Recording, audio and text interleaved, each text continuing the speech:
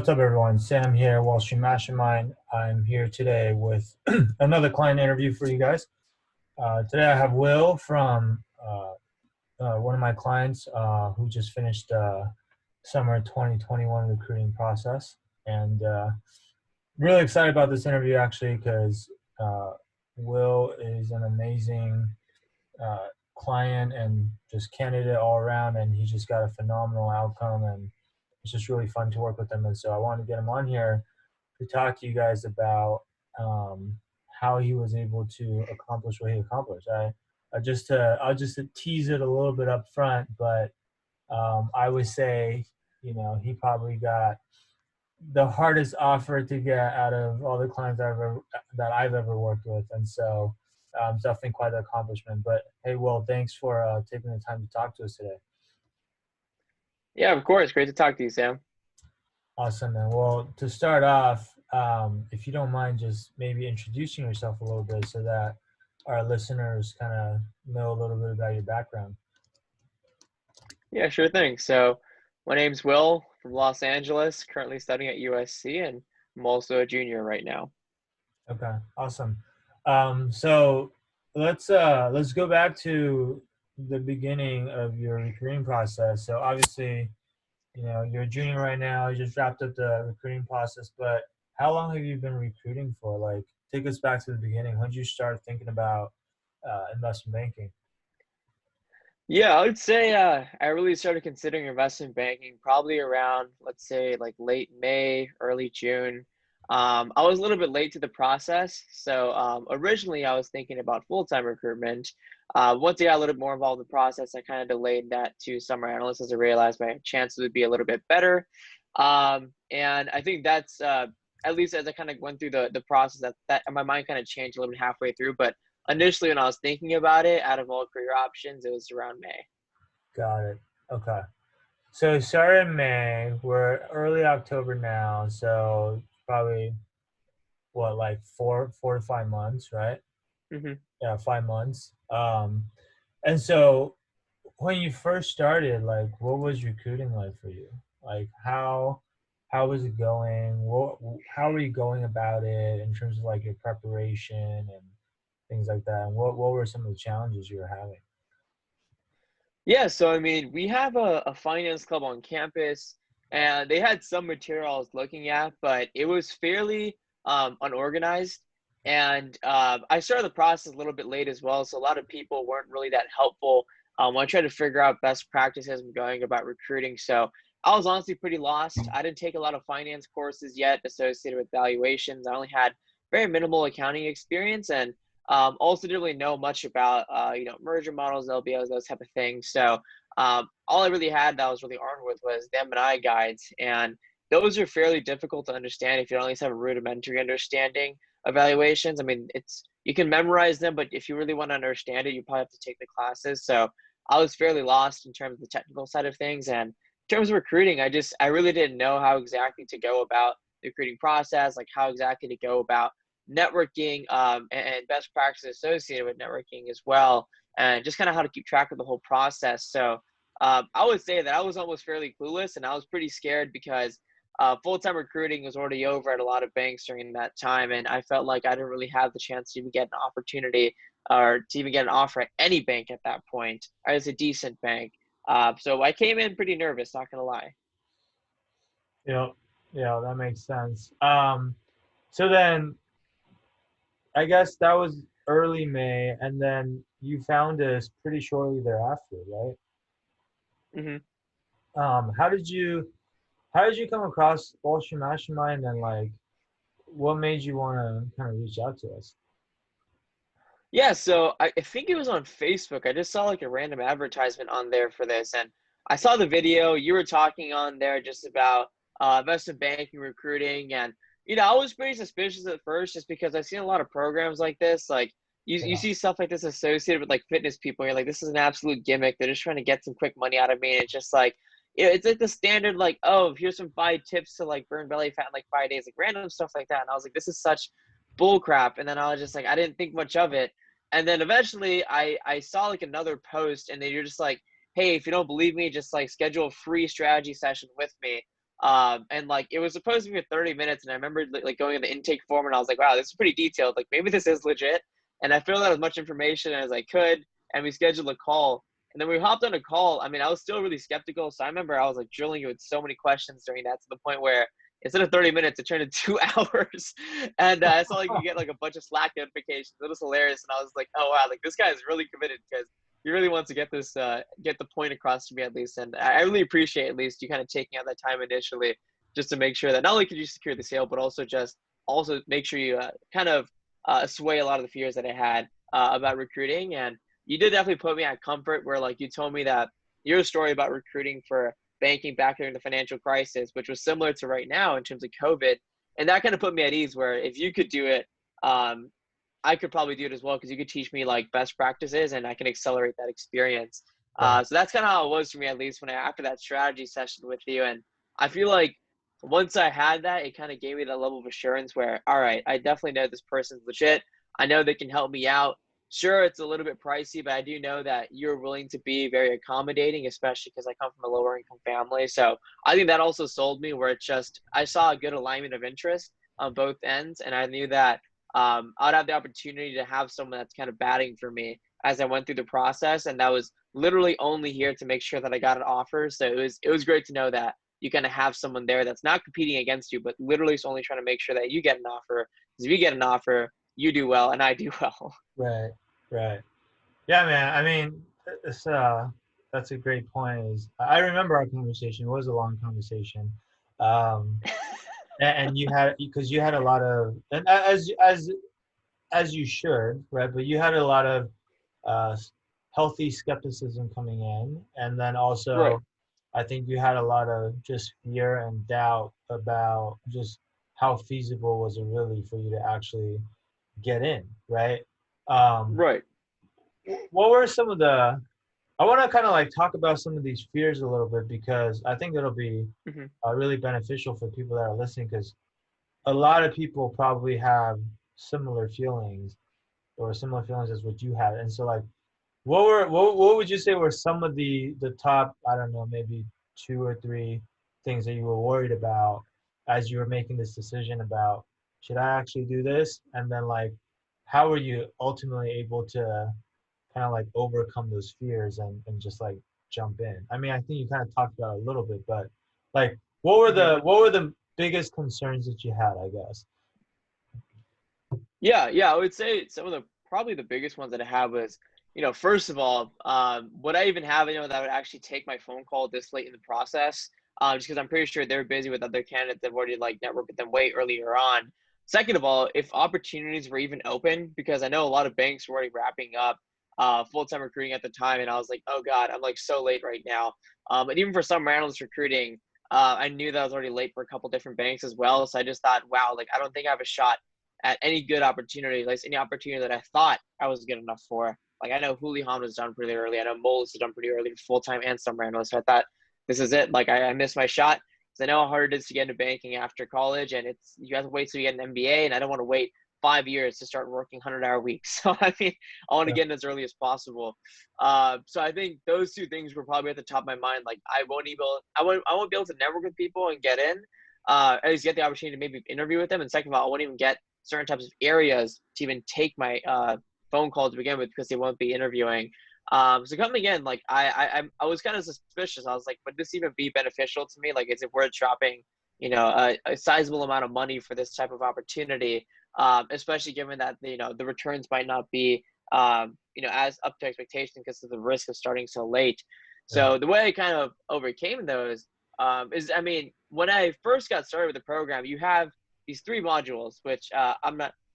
I guess I can go over high level overview associated with them, Yeah, but that's totally they fine. basically touch on like application Yeah. and networking. Yeah. Another one touches on purely behavioral, and another one touches on purely technicals. So I remember when I went through the application networking one, you gave best practices from everything from resume to cover letter to LinkedIn to how to exactly reach out to people, what to say, literally examples for that. They can just copy and paste templates, and also a bunch of automation tools as well. Some of them I knew, some of them I had no idea about that I started using later on. But I think that honestly prepared me extremely, extremely well for actual recruiting, just because I think over the course of like 2.5 months, I sent out 1,200 emails, just because I use a lot of these automation tools to collect a lot of this information and also just send them out and churn them out, which was super helpful. And also given that the formatting was as up to par as I was hoping, like it was very professional, and it was something that I probably couldn't really think of on my own. In my club, their formatting for the email was a little bit outdated, and the information there was kind of a little bit outdated. So it was great to have some more up to date quality content. Yeah. And when it came down to things like behaviorals, I had no idea if my answers are good or not. I mean, you can ask anyone else your age, and you could be like, "Hey, man, does this sound pretty good?" And they're gonna be like, "Yeah," but how the hell would they know? They never been through the process. And someone Right. that's already in the banking system, they don't have time to coach you. They don't have time to explain these things to you. So the best you can do is network with them. So that kind of dissuaded my fears, at least about if I do get an interview, how exactly am I going to kill it? Because I know that technical, sure, you can read the M&I guides, you can memorize it. Nowadays, I mean, memorizing doesn't even work, actually. When I went through the interviews, they asked a lot more deeper fundamentals, which was really good because the technicals go over fundamentals at least. It was like, basically, imagine if you took basic accounting courses, basic valuation courses, and basic corporate finance and mush it all into like a quick, 20-hour series. That's what the technical mastery was. And like, it gave me everything I had to know. And I actually over prepared for a lot of interviews when I used M&I, but it definitely gave me the baseline foundation. So I would say it was those three modules that kind of helped assure me that I could, first of all, get on a phone call with someone, but second of all, I can make sure that I get an interview offer and kill that offer as well. So Yeah. I think overall it's structured extremely great, but I mean, sure, they have like Wall Street Oasis that offers this type of stuff, and sure, they have M&I. So I think the key differentiator is you have someone that you can contact literally 24/7. Like, I can hit Sam up 4 a.m. in the morning, or I can hit Sam up at like, mid-afternoon. He'll get to me when he gets to me because we have time differences. But at the end of the day, it's great to know that I can just hit him up. I can have like a mock interview whenever I want. I can have like any sort of random conversation about anything whenever I want. Like, I have a little bit of anxiety, so I'm gonna panic about certain things. And Sam kind of calms me down. He's like, "Don't worry, man. Like, you got this. Just like blah blah. Like, just kind of gave me reassurance." And that I think is extremely helpful when you're Yeah. going through this process, especially when you have some doubt when you're starting late in the process. I think that really made all the difference for me in the end. And I mean, it definitely worked out because I got an offer from Centerview Partners, as Sam explained. Not many people get this type of opportunity, and I think the return on investment was pretty damn huge because I can plan out the next 6 years of my life pretty easily, and I don't think I'm gonna be worrying about money anytime soon, which is like a big issue for my family coming in. So I would say definitely one of the best quality programs you could probably go through. That's amazing, man. That's amazing. I mean, so many things I want to touch on there, but I think for one, you mentioned that obviously you come from a low income family. You mentioned that this program obviously was very pricey for you. Um, and look, and there are other people too that we talk to that feel that way quite often, right? And so, Right, how did you, especially, look, I think, especially coming from a low income family, what I've noticed is um, the way people think when they uh, come from like a place where you don't have a lot of financial resources. Like right, it's easy to come from like a place of scarcity when you're making decisions, right, right? right, So the fact that you still decided to jump into this program, I thought was what really sets you apart from a lot of other people that probably, if they were in the same situation as you, they probably wouldn't have done the same thing, right? But at right, the same time, as you see, like on the other end, you got an extraordinary result that most people wouldn't be able to get either. Meaning, like, I mean, we were talking about this, but I think Centerview's class is probably anywhere between 10 to 20 people every year, right? Like right, Centerview, and for a lot of our interviewers, sorry, a lot of our listeners might not know this, but Centerview is one of the best elite boutiques out there. They do some of the biggest deals. Like if you go look up some of the biggest M&A transactions, like Centerview, oftentimes you will see them as an advisor on it. Probably them and Evercore are considered like the two, top elite boutiques. Both of them are consistently at the top of the league tables with like the Goldman Sachs, Morgan Stanley, JP Morgan of the world. However, right, what really makes Centerview unique is that the entire firm is maybe like 300 people, right? I, Right. I think I Right. read somewhere that they have their headcount is 1% of Goldman Sachs headcount. But but in terms of like the amount of deals that they do in terms of like deal value, they're right up there in the league tables with Right. all the big guys, right? And so Yeah. if you really think about that, the amount of responsibilities that you get as an analyst at a firm like Centerview versus some of these other firms is just insane, right? Because the Right. the deal flow wise, like the number of deals per analyst is obviously super high. The size of the deals that you're working on is much bigger, um, Right. and and they also just have a very unique culture. Like if you guys go and kind of do your research on Centerview, like they have a very unique culture because they're so small, right? Like the Right. CEO actually like supposedly knows every single person at the firm, right? Yeah. He And actually gave me a call a couple days ago. he actually called you personally, right? Which is like, Yeah. what other big bank is gonna do that? It's almost like maybe if you get an offer from like a small regional boutique or something, but like this is not that, right? And The so check size isn't as big.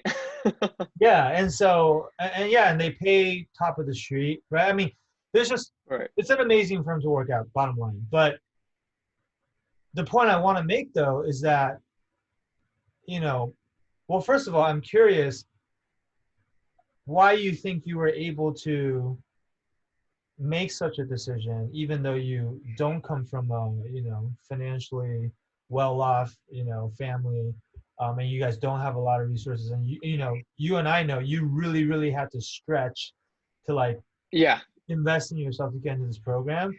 So I really want to like understand what was the mindset mentality that allowed you to make a decision that most people wouldn't make. Well, why don't we start there? Why don't you talk about that a little bit? Yeah. I think that'll be really, really beneficial for a lot of people that are maybe in your situation. Yeah. Yeah. So I guess what kind of like flicked the switch for me is I knew that I only have really one good shot at IB. At least at this age, if I wanted to go straight out of college, it had to be right now. It had to be during an MBA. And if you want to get in a good firm, it has to be at a good MBA program as well. So again, you have to try really hard to get a good MBA program. I don't want to do all that extra legwork. Rather just get in right now and try to make sure I break into a good firm, maybe lateral to like one of the top firms if possible. So when I went through the process, I was just thinking, I think it was the way you kind of broke it down to me during our call, where it's just like, look, how much are you spending on college right now? And like, this program is probably like worth like a fraction of what you're paying for college. And it could still offer you the opportunity to get a job that's not only going to help you pay out for college tuition, but it can also help you pay off whatever fees you have associated with this program as well, just from your first paycheck. And just hearing it like that was just like, that's fair enough. I mean, the ROI associated with this type of investment is far superior to that of college already. Because if I graduate just a degree, great. I'm like 30 grand in debt. I didn't have any sort of program like this. I had only my peers who didn't know jack shit, unless like, based on the conversation with people that just entered banking or have been there for the second year. But even then, the quality of the conversations aren't as robust. So I was just thinking, if I can go tap into Sam's network of, because there was a couple of people I actually didn't know about that Sam also brought on board, like ex bankers at like Goldman or ex hedge fund people at Point 72 that have already been through the whole process. I can also speak to some of the things that Sam might not even know about. So I was like, wow, he has like a wealth of knowledge around him, and I can tap into this, which is something you won't be able to really have at college. So I just thought, in the end, it just made sense to make that kind of investment. And I think the fact that you also offered a special type of fee structure for me as well definitely made the process so much easier, because I knew that if you're a con artist, you would expect me to pay up front. And then if I wouldn't, that you would be like, all right, next guy. Cause like, I'm not wasting 2 hours in a conversation with someone, and trying to like make this sale. And like, I guess I just, based on the conversation that we had, I just knew that it just wasn't bullshit. Yeah. And after going through the program and having the opportunity to not only get the information directly from the modules, but also speak to you and some of the other people that you brought on board, hear about their experiences, get interviewed by them, I think that just gives you a more robust understanding of the banking recruiting process, what it really feels like to be a banker, actually, like the bad parts about it as well that no one tells you about, and really just help you prepare for your worst downside scenario. So you can cover your bear case and the base case. So all you can do is just capture upside after having this prep program. Yeah. So it made the process a little bit easier in the end. I at least try to think of it, at least in terms of a financial mindset. I mean, if you're going to banking, you have to have some level of mindset where you understand the level of risk and return associated with it. And in the end, after weighing the the pros and cons of this type of program, it just made sense. Yeah.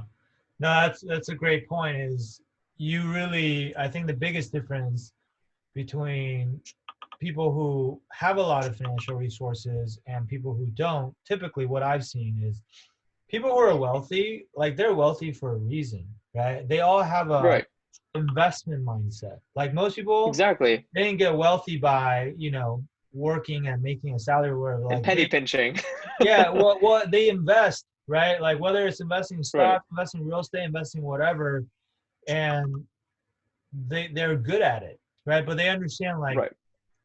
every investment opportunity they're evaluating. They understand that there's risk to every investment. There's no Precisely. risk, yeah, there's no riskless investment, or at least there's no riskless investment that's going to make you a lot of money. But they understand there's Right. risk, but they're evaluating the risk and they're evaluating the potential return. Like you've used the word return on investment a couple of times now. They evaluate the returns, and then they say like, hey, which one is higher, right? And like Right. ideally you want the potential return to be significantly higher than the risk that you're taking, so it's an asymmetrical risk reward profile, right? um, Exactly. but I Just find risk that, adjusted returns. yeah, and actually the thing that I really give you props for is that typically people who don't have a lot of money, they don't think like that, right? Because again, and it's not their fault, but typically Right. like they're conditioned to think from a place of scarcity, and no one's ever Right. taught them how to invest, because why would they don't have money to invest, right? And so it's hard Right. to think it's hard to think from that standpoint. And then honestly, part of the reason why I think the wealth gap keeps increasing is because it's two totally different types of thinking. And Right. I always tell people like, look, we're all aspirational creatures. Like we all say, hey, we want to be rich, we want to be successful, we want to be this and that. But if you want to Right. be something, you have, like, if you want to be like a successful and wealthy person, you have to think and operate and act like a successful and wealthy person would, because your inputs Right. determine your outputs, right? You can't say, I'm going to always operate from a place of scarcity and then one day I'm just going to become rich and successful or whatever. That's just not how things work, right? But it's Right. hard. Like that's easier said than done, because that requires you to take a step outside of your comfort zone, right? And most Right. people don't want to step out of their comfort zone, even though any type of growth that you want, by definition, is going to require you to step out of your comfort zone. Because if it didn't, then you wouldn't be growing. Like you already have, like whatever you want that you don't have yet is going to be outside of your comfort zone. Otherwise, you already have it, and it would just be the status quo, right? Right. And so that's truly though, like I'm not even talking about Wall Street Mastermind or investment banking or whatever. I'm just talking about like life in general. I find that the thing that really separates the winners from the losers is the ability to, you know, be comfortable with being uncomfortable, if that makes sense. And Right. the ability to take those calculated risks. I'm not saying you should take dumb risks. You should do your due diligence and get all the information you need, which is what you did, which is why you jumped on a call, you talked to me for 2 hours, you grilled the crap out of me. And like I thought it was kind of funny. It's like, well, I knew you weren't a con artist, because like con artists just wouldn't do this. And yeah, you're absolutely right. It's like, I was like, a lot of people are like, oh, this must be a scam. I'm like, dude, if I really want to scam people, like there are much easier ways to do that than to sell Right. an expensive service, or what a lot of people would perceive to be expensive. I don't think I think the value is far more than what we charge, but what a quote unquote expensive service to college students who have no money, right? That's just like, that is Right. one of the dumbest scams that anyone could ever come up with, right? Like it just doesn't make sense. And Right. so anyway, I think, look, like that's amazing. That I think that really sets you apart from a lot of the other students that I've met who had similar backgrounds as you. And I think honestly, aside from all the technicals and behaviorals and networking, and sure, like we trained you on that and you crushed it. But one of the Right. biggest things that separated you from other people is truly just like your mindset. Like it all starts with your Right. mindset. And so I think that's really amazing, and I think that's gonna serve you really, really well for a very long time. Right. Um, but yeah, so that's amazing. So obviously you got to Centerview, which is again an amazing outcome.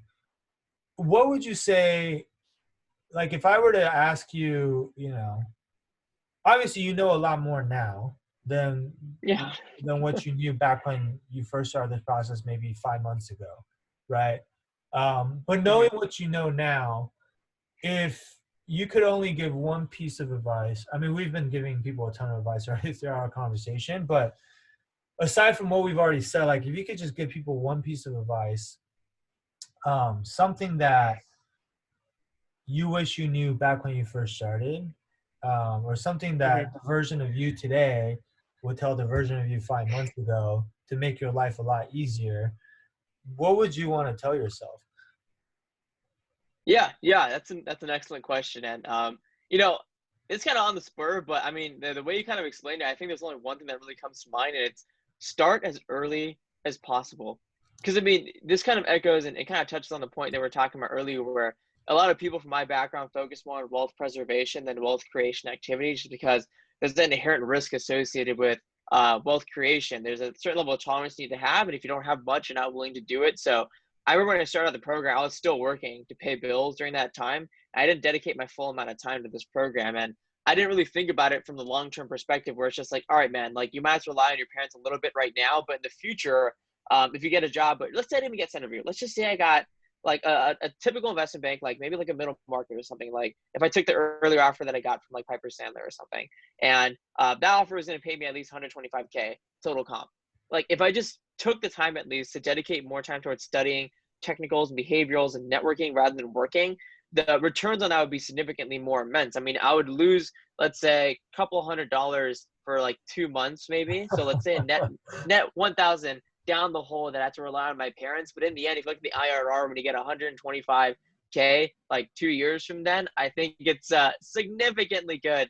IRR right there to two Yeah, years, you're yeah, recouping a crap ton of that investment back. So I would say anyone that's even considering starting this, I'm saying the moment you sign the dotted lines in Sam's contract, you just blaze through the modules because the moment you get through those faster, the more questions you can pummel Sam with, and he's more than willing to help you out. And he has like other resources he can pass by you.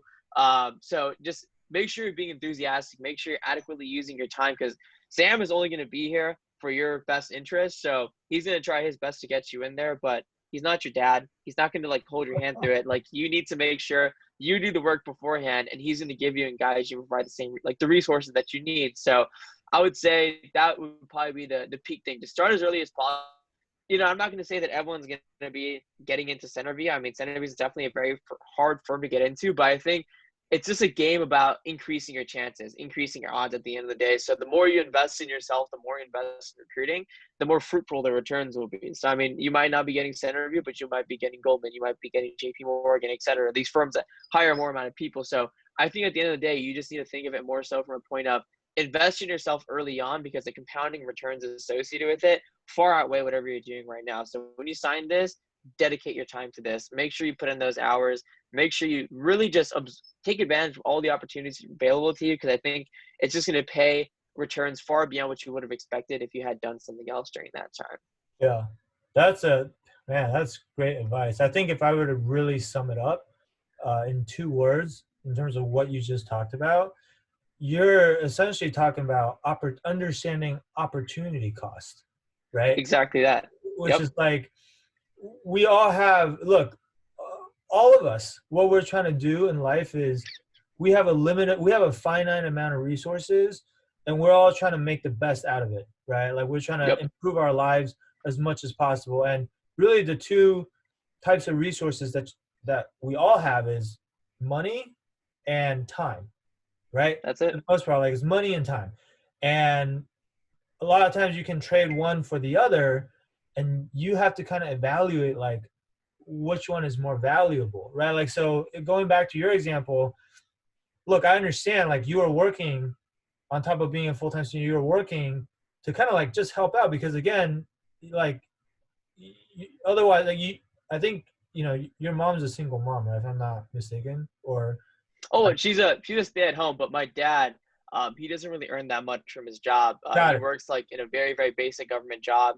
So like you can imagine, like we are not exactly balling out in cash over here, and making Yeah. investments like this on top of college is not an easy conversation to have. Yeah. So you didn't want to burden your parents with, an additional investment like this. So you want to do it yourself, Precisely. and then you were still working a job.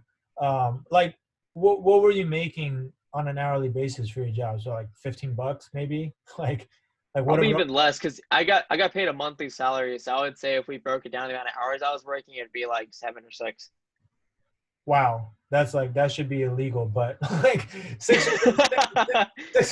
so $6 or $7 an hour. Like you think about that, like you said, your opportunity cost was a few $100s, right, over a couple Right. of months, versus if you spent that time on recruiting, and that actually ended up being the difference between you getting a job or not. A few $100s over a couple months would not have changed your life. It would not have improved your situation, right? Versus Right. now, you actually have an amazing offer from an amazing company. If everything goes well, like you should graduate with probably, I don't know. I think Centerview pays their first year analysts, I want to say like 150K or something, right? Because they pay 250. 250. Okay. Oh yeah, because they always give like a fat signing bonus. But my point is, It's a 50K signing and it's like 100K bonus and 100K normal salary. which is insane, right? Like, and I'm guessing you'll be making more than your dad, even just your first year out of college. Yeah, I'll be making about 4 times more than him. So, so I don't know, like how your parents feel about that, right? They're But excited. yeah, like Very excited. I'm guessing like to them and to you, just your family in general, like this is a total game changer, right? Oh But yeah. but like again, you didn't get here by accident, right? You made decisions that probably a lot of people wouldn't make, and then as a result of that, now you've probably permanently changed the quality of life for not just you but your family as well, right? Like Right. and your entire career trajectory in general, and now not just you and your parents, but like even in the future when you have kids, like the Hmm. next generation of your family, they're going to have a lot more resources than you ever had, right? Because you're going to Right. be able to provide for them things that your parents probably weren't able to provide for you. And so it's just like, Hmm. I think like being in college, a lot of students don't even think about all this. Like they're not thinking that far down the road about, oh, like what are all the ramifications of Right.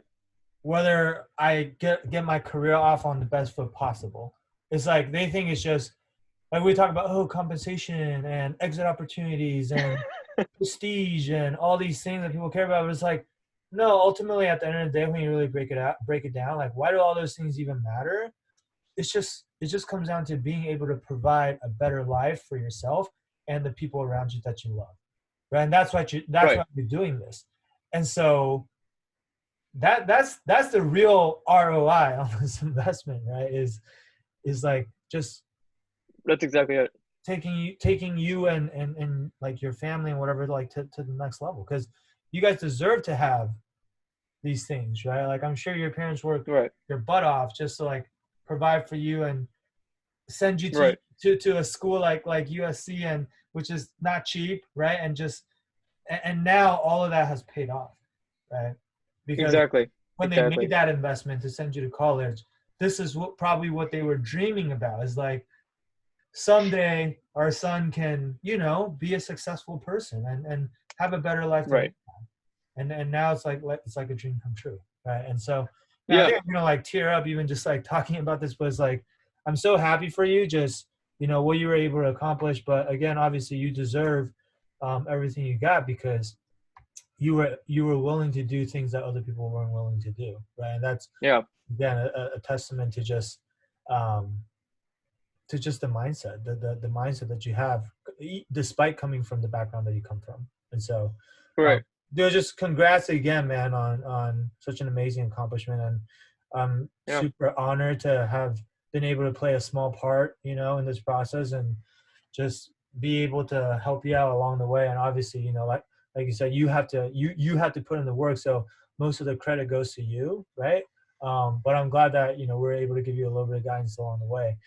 um, Mhm. Look, guys, for those of you that are listening, hopefully this was um, eye-opening for you. I think this was a little bit different from some of the interviews that we typically do, and we focus a lot more on kind of the mindset side of things and less on like the very tactical things. But honestly speaking, I would say like without the right mindset, none of the tactical stuff matters. Like Right. this stuff I think is even more powerful. And regardless of whether you get into investment banking or not, if you just take away some of the lessons uh, that kind of Will shared with us today, it's going to serve you really, really well in life. So Right. um, look, and if you guys are in a similar situation right now as where Will's at, maybe you don't come from the most wealthy background, you don't have all the resources at your disposal, you don't have like that built-in network of people you can reach out to who are already a part of the Wall Street finance world, um, but that's what you really, really want to break into to improve your situation for yourself and also for your family, then like I encourage you to just reach out to us. Like Will said, like Yeah. we're legit. We're not here to take advantage of you or anything. Like in fact, we won't even work with you if we don't think we can get you the outcome. Like because that would just be a messed up thing to do, right? That's called like preying on people. Like we actually turn That's away. an actual con artist. Yeah, and believe it or not, we actually turn away a lot of people who reach out to work with us because at the end of the day, like getting into banking is very, very hard.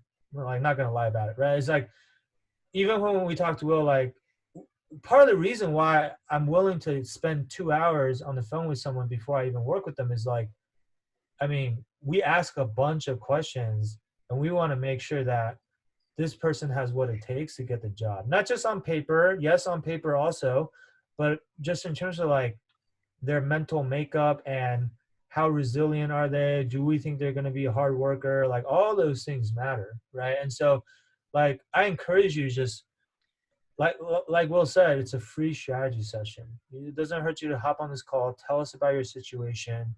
Obviously, we're evaluating to see if you're a good fit to work with us as well. But at a minimum, look, even if we don't think that it's the right time for you to work with us, like we'll be very honest with you and tell you that, but we'll at least give you just some advice on what we think you should do, or what we think we would do if we were in your shoes, right? And you can take the free advice that we give you and go out and implement on your own. But hey, best case scenario, it's a great fit. Like after you learn more about us and we learn more about you, and we mutually decide that we want to work together, then hey, then we can do that. And like Will said, I'm not gonna promise everybody that I'm gonna get you in the Centerview because a lot of that, it just depends on who you are and what your situation is, and also like there's a lot of variables. But we could talk about that. We'll tell you like Right. what we think is reasonable for you, what we think is realistic, what kind of outcome we think we can get you, and you can decide, if you think that's going to be a worthwhile investment for you. Okay, so again, if you want to do that, if you want to have this conversation with us on the house, it's you can go to www.wallstreetmastermind.com/apply. The street's abbreviated to ST, so really it's wallstmastermind.com/apply. And we look forward to speaking with you and hopefully helping you on this journey. All right, Yeah. so that'll be it for today, guys. And Will, I want to thank you again for just taking the time to hop on and share your experience with everyone. Honestly speaking, I think this is probably one of the favorite interviews I've ever done. And I don't usually say that. If you go listen to my other interviews, I don't say this on every interview, I promise. So so this was an amazing interview, and I really appreciate you for just for just like coming on here and really like getting kind of personal, you know, and talking about your Yeah. story. And I think a lot of people are really going to benefit from this. So thank you. Yeah. I think one thing I also just want to let people know is just like, I'm not sure if there's any other listeners that are in a similar situation, but my entire family is just full of blue collar workers. My parents never went to high school. They were, they came over here from India a long time ago, and they took the first jobs they could find, scraped together what money they had, penny pinched along the way, and tried to figure it out. So if that's kind of what you're coming from in terms of a background, and you feel like this might be a little bit expensive, like I think you should talk to that with Sam, because Sam is understanding, and if at least there's a good alignment in terms of your mindset and your background, Sam is willing to take that risk with you and make sure he can coach you along the way. But I think mindset's the number one thing, because as Sam kind of mentioned, this thing is for both you and for him. Like, he wants to be here to help you because that's in his best interest, but you need to make sure that you have that mindset. I mean, you guys can't see our shirts right now, but Sam's wearing a Lakers shirt right now, and I'd like to reference the Mamba mentality. I think that's the most important thing. If you don't know what that is, look up Mamba mentality. One of the greatest basketball legends in history just passed away recently. He's the one that coined the term. But I think if you try to adopt that type of mindset when you apply to a program like this, just focus on getting better every single day, focusing on further investment in yourself to get compounding returns down the road.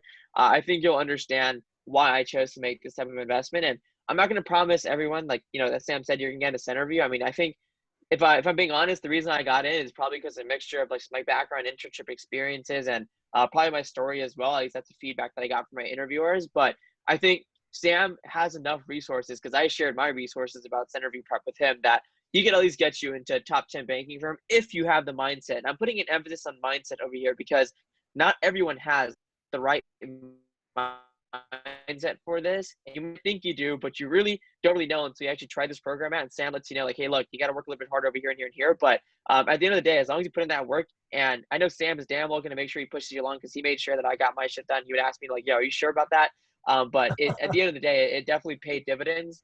And I hope this works out for you guys as well. I mean, I know what it feels like to come from a pretty disadvantaged background, and you see all your peers kind of get ahead because their parents make more money than your parents, and so on and so forth. So it's definitely been a hard process, but at the end of the day, I think if you're willing to make that investment, it'll pay returns. Amazing, man. And there's no better way to end the interview than with a tribute to Kobe, right? I mean, so I'm not gonna say anything after this, and so let's just wrap this up. So again, thank you so much, Will. I look forward to obviously following along and tracking your progress and seeing all the success that you have ahead of you. And I know we're gonna also obviously continue to work together too. So I'm looking forward to that. And for all of you that are listening to this interview, hopefully you guys enjoyed it, and we'll talk to you guys soon. All right. Thanks for tuning in. Bye.